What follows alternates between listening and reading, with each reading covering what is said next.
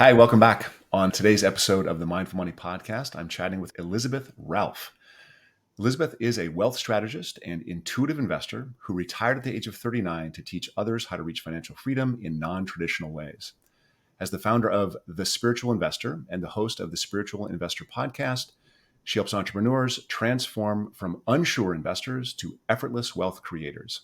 She was a financial executive. She was an energy trader until in 2012, she had an epiphany while feeding Cheetos to a kangaroo on a beach in Australia. I've never heard that before, so I had to say it. She realized her purpose, saving unwanted horses, and committed to a strategy to achieve financial freedom within 10 years.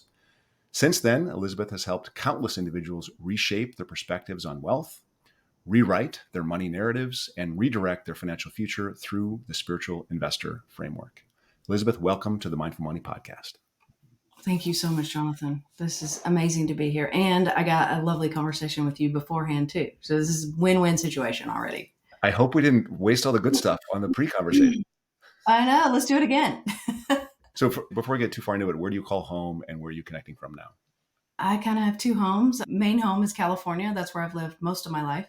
But my family, they all live in Tennessee. And so I kind of go back and forth. I'm remodeling a house in Tennessee and I now have farmland. That's a whole new asset, and I'm learning more about that. So yeah, I feel like I have the greatest life ever because I just hop on a plane and I'm in a whole new world. Boom. I feel like I have the greatest life ever. We can't both have the greatest life ever. I don't know. It's pretty good. Pretty good. Did you grow up in Tennessee then? No, I lived here as a child. And then I ended up moving to California. My mom moved out there. And so I went out there and then I went to school out there and then I went to college out there. And then after that, it was like, okay, well, let's go get a real job after college. Let's stop hiking and backpacking around Europe and let's actually get a real job. My family, they were very grateful because they're like, oh my God, well, we have a professional student, because, I like to study and learn, right? So I moved to San Diego and got the real job at the financial firm. When you were growing up, what did you learn? And so how old were you when you moved from Tennessee to California? 14. Okay, so while you're still in Tennessee, what were you learning as a youngster about money and entrepreneurship? Oh, so much. My mother was a financial advisor, so definitely grew up with it around the dinner table. My grandfather was a big entrepreneur. He ended up with owning the largest electric cotton gin in the world for a little while. And so I watched him do that and build a big business and get investors and all that. The other side of my family, they were just kind and the postal millionaire, just, saved and just so, I don't know. It was just, I kind of had both opposite ends of the spectrum, which I think created a lot of balance. I didn't worry for money and there was not a lot of talk of scarcity. I know I listened to your story and I know a lot of people have that. I never worried about money. And it's interesting because I still don't worry about money. Like I just never have had that feeling. But I think that's actually one of the things that, because I definitely feel like I'm doing what I'm meant to be doing now.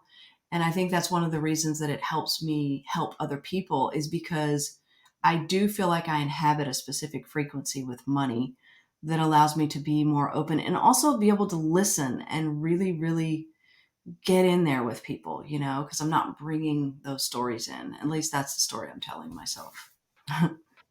So just a little devil's advocate, and I don't think that there's a problem with it at all. If you've never experienced, maybe I'll ask this as a question. If you haven't experienced financial hardship, how do you meet somebody who is going through financial hardship and advise them on it? Well, I don't believe in, I guess for myself, I don't believe in financial hardship for myself because, when I started out, with building the wealth plan, the 10-year wealth plan, I was in debt. I couldn't get to work because I couldn't fix my truck because I couldn't afford to put a new transmission in it. I couldn't I struggled to find a place to rent because I had a big dog. I'm not saying that my life has not had what people would quote unquote call financial struggle. It has. I just never have qualified it as that because I have a deep knowingness that wealth is not a linear situation. I still felt wealthy during that time. And I still was like, this is just a phase. This is something that I need to get through. And money is ones and zeros. And how I feel about money and my perspective about money is what brings me money. And that's what I've always had. So. You said that and it triggered a memory that money is ones and zeros. My father, when I was young, he said, Jonathan, a lot of people think of $100 in a bank account. If you add three zeros, it's just 100,000. It's just more zeros. Like I remember That's him exactly. specifically saying, it's just more zeros. Like it's not a different person. It's just more zeros, which Yes. that's an impressive. I find that interesting. We both have that kind of a thing in the background. Yeah. What advantage does that give you, both in your own life and then in supporting others?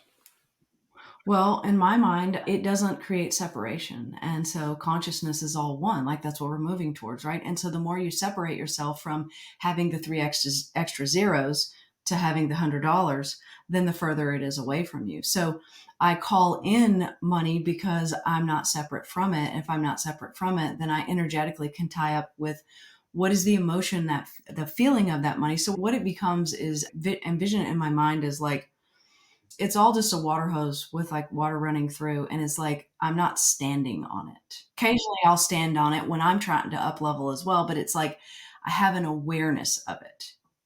So you've worked with lots of people on this process. Do you Yes. ever run into somebody that just can't get off the hose? And then how do you work with someone that just is standing on the hose and won't move off the hose? And how do you work with that? Because I think that energy's out there a lot.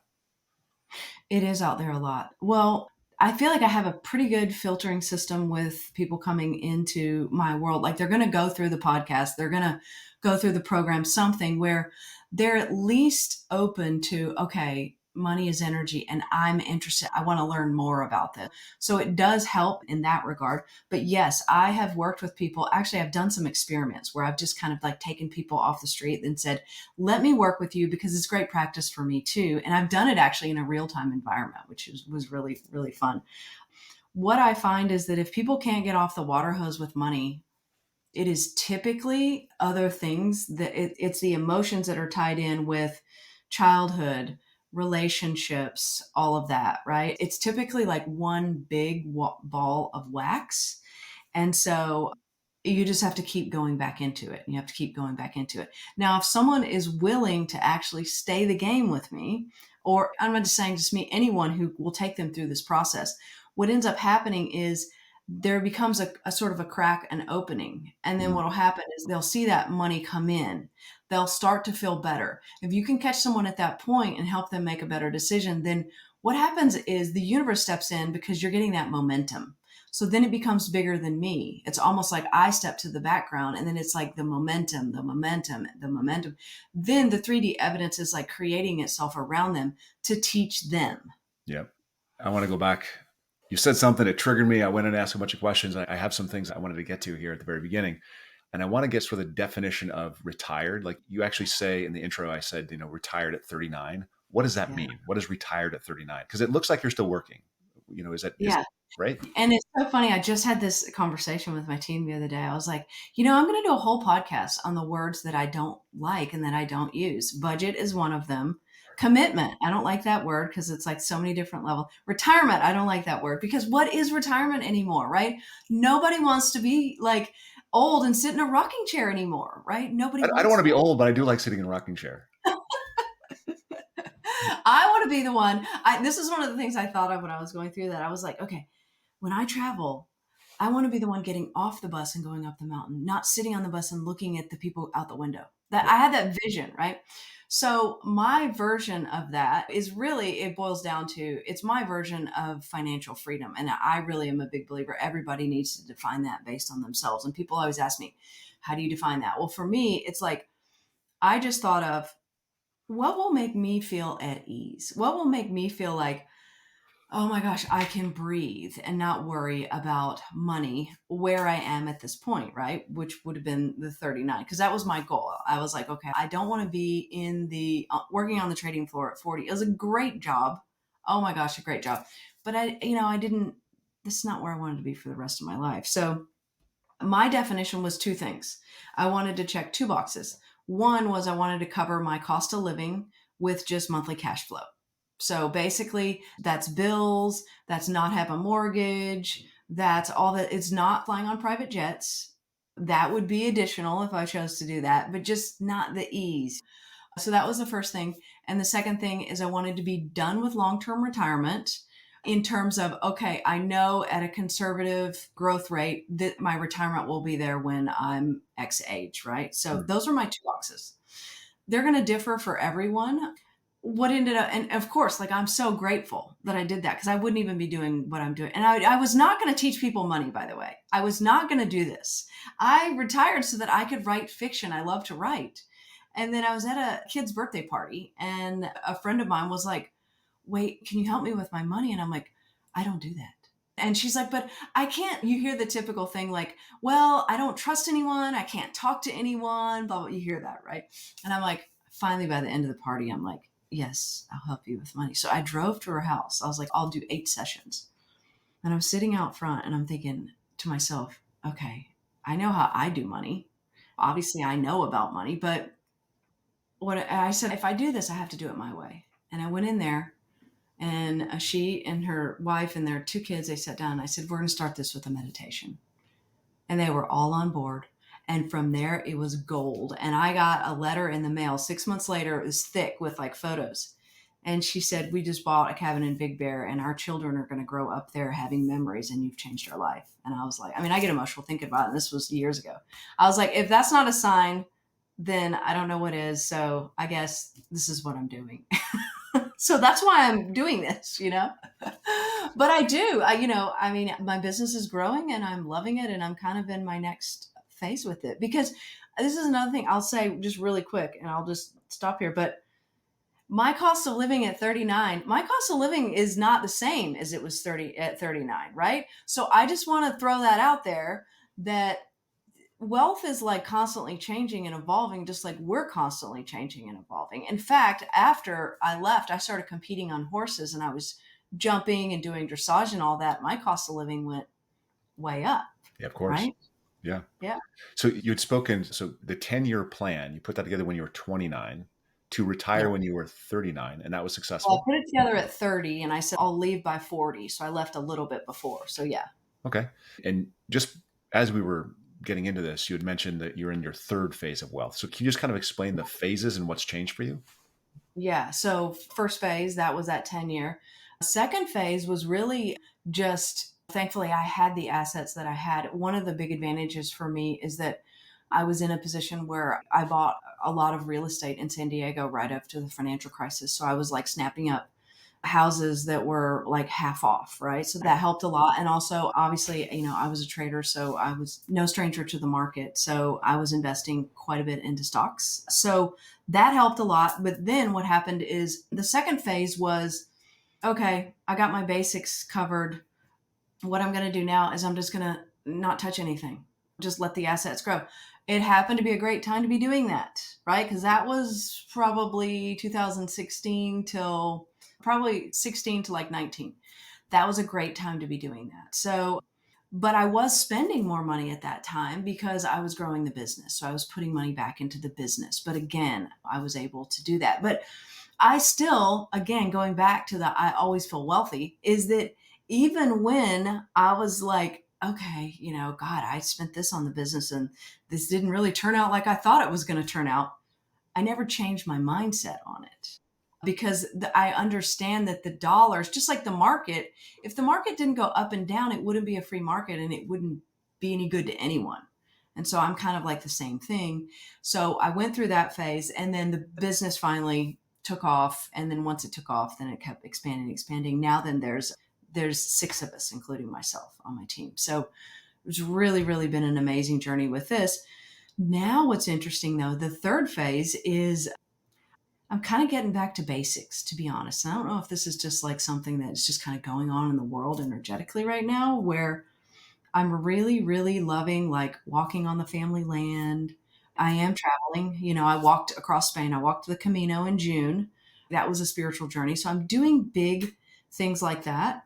But my cost of living is so low right now because just I don't have a mortgage and things like that. And I don't really have a big lifestyle. So now that I'm sort of back into investing again, but in different assets, completely, like I'm interested in new construction now, like different things, which is really fun for me. It's not something that I would recommend. It depends on where people are, but I'm to a point now where I've got enough boxes ticked where I can kind of do different things, if that makes sense, Yeah, yeah, yeah. Jonathan, you know? So it sounds like, I mean, you have been very successful. You've never felt like, I mean, you've tried a bunch of stuff, some of it stuck, some of it didn't stick, but you've created some success out of that personally. How do Mhm. you take that success and then teach people? Like, what's this? Tell us about the spiritual investor framework. I think the biggest thing about it is that I don't go into it like, you have to do it this way. Here's the rules. I think people are so sick of rules, especially when it comes to finance and money, because if you can start with exactly where someone is and like what is their value system, what are their goals, what's important to them, just like I said with me, like that was my definition of financial freedom, and then figure out what they're afraid of as well. So that's one of the, so when people come in, it's all about like, let's just put creativity to money. Let's create ease with money. We have like self love and money, forgiveness with money, all of that. It's kind of like, how can you sit back in the chair and finally breathe? Because you've gone your entire life feeling horrible about money, feeling like you're not good at money, like you don't have enough. A lot of people have debt right now. They're feeling so bad about that. But again, money's ones and zeros, right? Like they kind of have to like leave that behind. That's where we really start. And then creating clarity. Like if you don't know your cash in, cash out to a certain degree, you don't have to look at it every day. But if you don't know it, then there's going to be this unknown. Like we're all afraid of the unknown, right? So then there's, helping people with that. And then teaching them how to expand money because whatever you invest in, I teach people how to invest in multiple different things. Like as long as you're turning cash into a cash generating asset, then and you're happy, then great. Because I would rather someone be energetically connected to what they're investing in rather than go out there and chase like, oh, I'm going to get 2% more here. Well, you might this year, but you might not, and don't base it on what you saw last year. So I want people to be closer to their money because then it becomes part of their story. Hmm. And when it becomes part of their story, then it becomes one and they're not separate from it anymore. So this is, I'm going to see if I can't tease through this to a question. So it seems like we're both, and I kind of mentioned this earlier, it seems like we both have some similarities. Like we have this history with the financial industry. I'm still pretty deeply embedded in it myself. We've both taken a spiritual tangent with it. We both work in financial education. I've been to the website. I've read a bunch of the stuff that you've written. I've listened to some podcasts. So I feel like I've stayed pretty true to some very simple core messages: save more, invest in great businesses, let compounding work. When I go in and read your pages and hear you, I hear, and we've already heard it here today, right? I've heard things like calling in money, expanding your Mhm. dollars, like thinking of yourself as a money conduit, the Mm. energy of money, this type of language. But Yeah. then I see very practical messages come in. Things like, invest a portion of your business income every month, a nod to dollar cost averaging, growing at Mhm. 10%, a nod to equities, a reference to 2.5 million being a source of 100,000, right? That's a nod to the Mhm. 4% rule, right? So here are the questions. What is really different about the spiritual investment program, the framework, as opposed to say like you go to a financial planner and they help you connect with your goals and dreams and values and you write a Mhm. financial plan and you put that plan to work. So what is the big difference? Oh, that's such a great question. It's because they can hear it. Like when they go and sit down in front of a financial advisor or go to like the typical, they can't hear it. They cannot energetically take it in. So the people who come into the spiritual investor program, they hear it because they are connected and it's their language. Like you've met them where they are. I swear, if everybody could just go out there, because this is, in my opinion, the best business plan too. If everybody could go out there and be authentically who they are and speak like they speak, then what's going to happen is the people that you're supposed to work with will magnetize to you, and you don't need to worry about what anybody else is doing or charging or anything like that. I don't have something that I never compare what I have. I've never looked at anyone's prices. I've never looked at anything because I don't freaking care. Because I can tell you that I can say it in a way that they will hear it. And it's not even about me. This information's coming through me for them. And if that changes their life, my job is totally done. So it sounds like we do the same thing as another, even as another advisor might do or another financial planner might do, Mhm. or the practices are very similar, but the way we speak attracts a Mhm. different subset of people that needs to hear it that way. Yes, that's exactly it. And then once that gate is open, like a lot of people that come into the spiritual investor program do work with financial advisors. Yep. And if that's what they need, I encourage that. I'm like, here's the pros of that. Here's the cons. I want you to understand it. Do you know what happens? They go and they ask better questions, which is great for their advisor. Yep. It's a win-win, the whole It's thing. huge. Yeah. If somebody had this, I've had this experience in my 25 years of financial planning practice.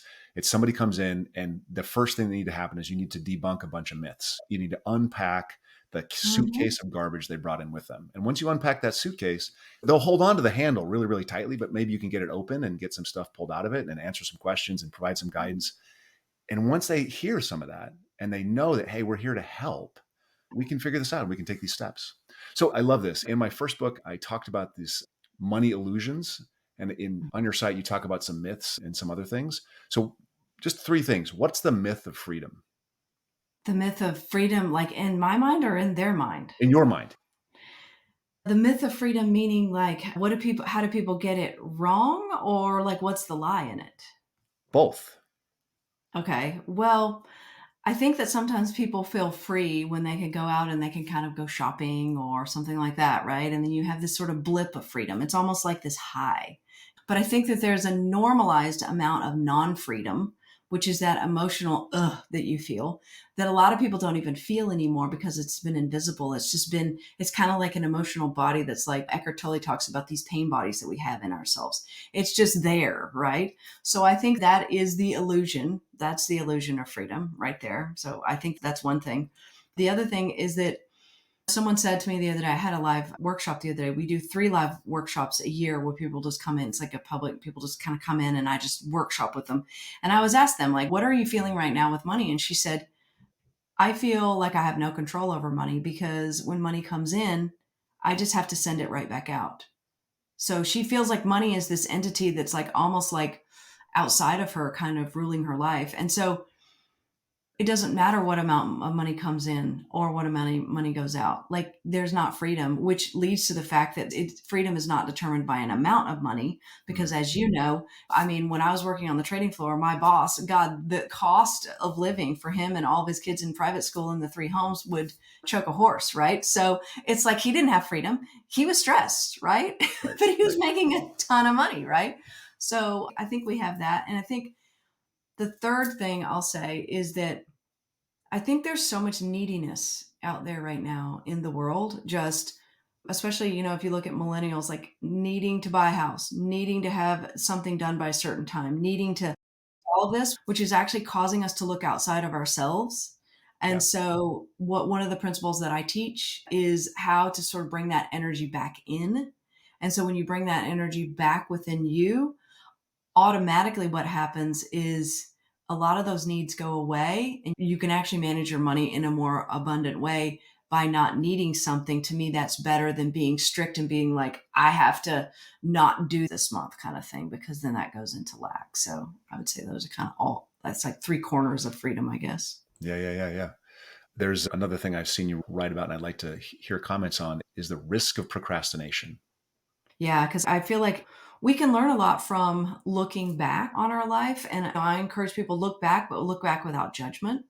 But if you look back on your life, like for most people, the decisions that they have avoided have cost them more than the decisions that they feel like they kept themselves safe from. Like Mm. so many people say, I'm not going to invest because it's risky. Yep. Well, okay. Anybody could have put money into the stock market 3 years ago, right? You don't need to be a financial wizard to do that. You just needed to do that, right? So it's like the cost of sitting on the sidelines and helping people realize that, like, because once you really get that, you can no longer wait. And I think if you can get people to no longer wait, that is as valuable as giving them the best financial piece advice out there, is just do something. I'm curious. I run into this all the time. Do you think the fear of investing is, if you had to say that, if we knew that fear of investing was one of the things that kept people from investing, and there's probably a myriad other things that keep people from investing, but you and I know that investing is how you get your goal. It's how you get there, right? It's how you create the income you can't outlive. It's how you send the kids to college. It's how you do. What other things are in that list? There's the fear of it. And I think that's probably the biggest reason that people procrastinate is they're afraid. What are some of the other things that you run across that you're working with somebody, I can't do that because? It's interesting. I'm so glad you brought this up because from what I've found, I actually don't think that people have a fear of investing. I think they have a fear of making a bad decision. Fair And enough. if they have a fear of making a bad decision, then that's not just showing up in money. Right. That's showing up everywhere. And so people don't like to be wrong. And they're so afraid that they're going to be wrong that if they go out and invest and they're wrong, I think that deep down they think, well, there goes my shot. Because they do know on some level that wealthy people get wealthier because they invest. They do know that is a way to do it. But do you know what I'm saying? Like, it's Yep. kind of like if I shoot towards the goal and I miss it, then it's like, what is the rest of my life going to look like? And that's why I think this is such an inner game. And I think that money gets a bad reputation because it's not the money, it's the people behind the money.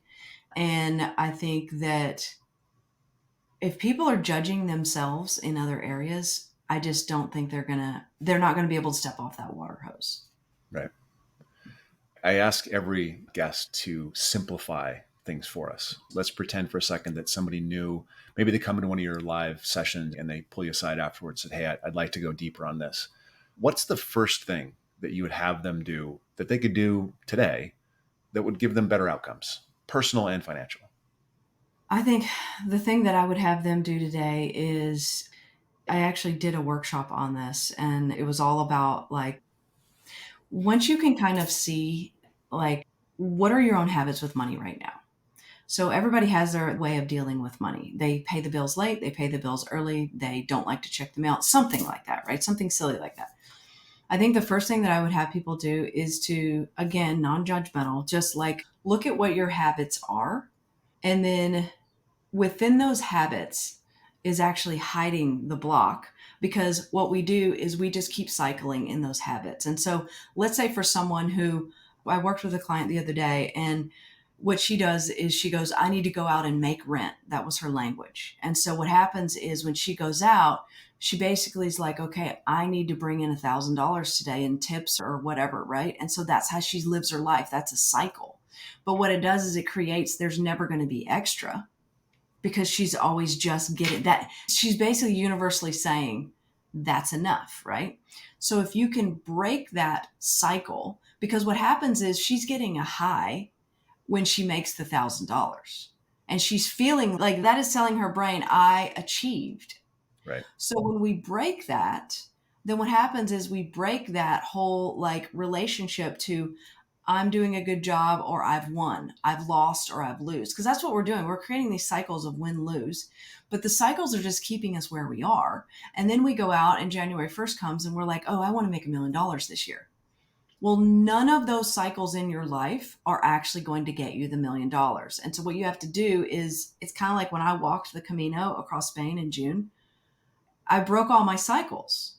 And so energetically, I was open again. And so I think that people have to give up the things that they're doing now in order to allow something new in. And I would say that's probably the fastest, most meaningful, because when people do it, I see it every time. They're like, wow, more money came in. And this happens overnight or it happened 2 weeks. We just did a live on Friday and I got a message from a guy on Saturday. He's like, already more money has shown up because I broke my cycles. Huh. I'm like, yeah, it allows new in. I've heard coaches refer to this as, I'm going to get the phrasing wrong, but in order to become, you must allow yourself to not be. Right. Exactly. And Right. it's based on the spiritual principle. Exactly. Yep. Yep. That's the thing to do. What's one thing that, people wanting to have more financial success might have heard? Let's debunk a myth. Like, what's something that people are told they need to do that they should just stop doing? Bury your head in the sand and pay off all your debt first. Like, I know that goes against like every financial principle in the entire world, but I see people doing it and they're so depressed and they're so sad. And there's no way they're going to bring in more money if that's all they do. So stop focusing on paying off the debt first. pay the debt off, but it doesn't have to be every single dollar. What can Yeah. you energetically connect to with $50 of that, maybe? How can you create magic with a small portion of it that then again breaks a cycle and makes you feel good about something? Because, like, one of the reasons that wealthy people are wealthy is because they walk into a room full of people, and what are they looking for? Opportunities, because they don't need you to make a decision to give them something. They're open. They're energetically open. And so what I try and do when people come into the program is get them to that place before they become the multimillionaire. Like, you can carry that. If you can carry that into the world, into your life, it is no difference than if you're at a restaurant and someone walks in and they're angry. You don't have to speak to them. You feel their energy. Are you going to do a business transaction with them? No. If you don't like them, or, it's shut down energy. So what I don't want people doing is, even though I know that it is like, I get the financial side behind it. I get all that. But if someone's continuing to go out into the world and be that angry person, and, I'm being extreme here, but energetically be shut down, they're not actually bringing in more money to help with the debt. You see what I'm saying? Yeah, I totally see what you're saying, and it strikes me you're speaking of it as energy, and the benefits are financial, but it's the benefits are probably relational and better parenting, Oh, and it's totally. across the board, right? I say the same thing about mindfulness. Like, it's the same concept. It's who you are in the world Mhm.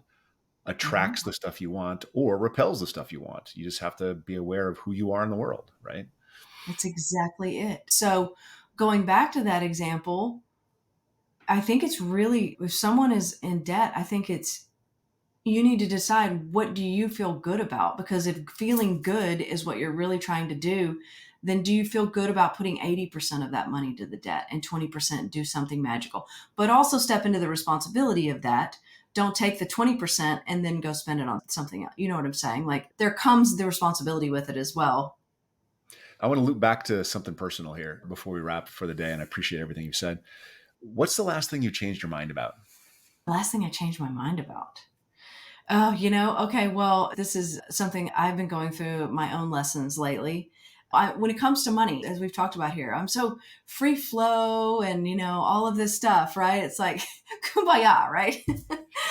and, but you know what I figured out, Jonathan, and this really like kind of came back to bite me recently, is that I was not applying all this free flow to relationships, actually.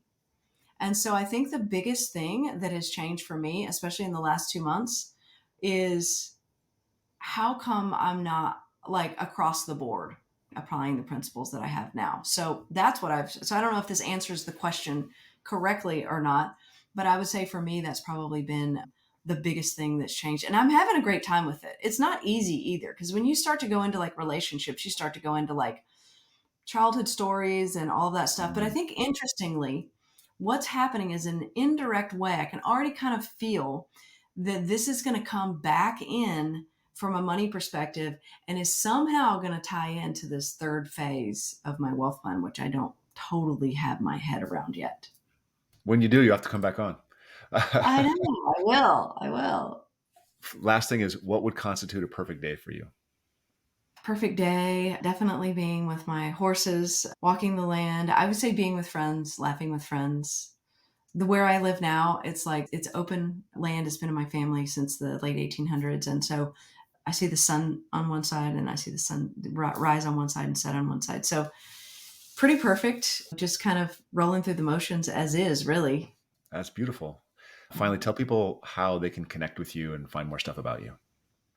I think the easiest way is just go to elizabethralph.com, just first and last name, or you can go to Elizabeth Ralph on Instagram. Usually I'm hanging out there, or, on the website. We have a monthly report, that's free if people want just kind of a snapshot, and it covers like a little bit of sort of like the energy of money, and then also like investing. And then my team, they usually throw in some like strange links of like just like weird stuff that I'm into, right? Like the what I've watched on YouTube or something. I'm like, no one cares about this stuff, right? Like what book I'm reading. But those are You. the ones that they click on, right? Yep, It's like I they bought do. these big pants the other day at Banana Republic, and they put that in the newsletter. I was like, you guys are crazy. And it was like the number one click link or something. Yeah, So, no, people want to know. I mean, it's a beautiful yeah. thing. I've had like a newsletter for 15 years, and I always include curated links, and it's people Do are you really? deeply curious. Yeah, yeah, it's beautiful. Oh, I gotta get your newsletter. You I should wanna get sign your up. newsletter. I'll sign up for yours. Yes. Cross sign. Thanks so Yes. much for I'd love coming to on. find I it. appreciate it. This has been, I get a little bit weird about some of the woo woo stuff. Like I try to keep it practical, but this has, I think, been helpful. And I hope it's helpful to the listeners as well. Yeah. Amazing. Thank you.